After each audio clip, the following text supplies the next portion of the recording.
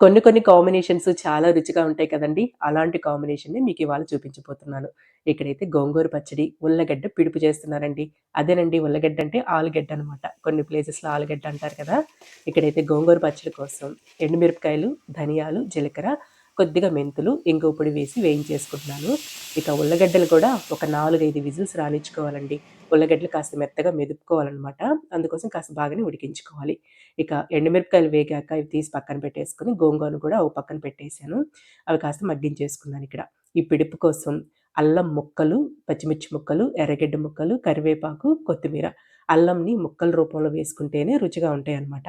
ఇంకా మంచిగా ఉడికిపోయాయి ఇక్కడ. వీటి పీలంతా తీసేసుకుంటున్నాను నీట్‌గా. ఇట్లా బాగా వేడిగా ఉన్నప్పుడు ఇట్లా ఫోర్క్‌తో తీసుకొని ఒలిచేసుకుంటే తొందరగా అయిపోద్ది పనక్కడ.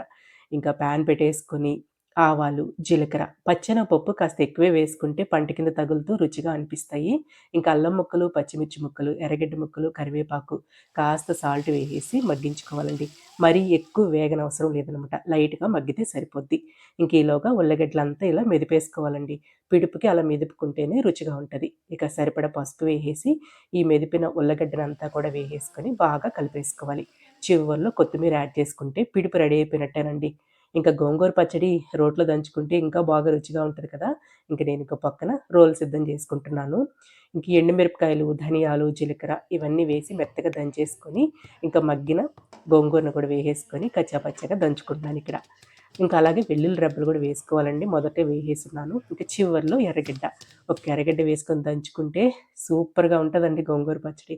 రోట్లో దంచుకుంటే బావుంటదనమాట. ఇక ఓ పక్కన వేడి వేడిగా అన్నం రెడీ అయిపోయింది. ఇంక కాస్త నెయ్యి వేసుకొని గోంగూర పచ్చడి పిడుపు పెట్టుకొని తింటే భలే ఉంటదండి.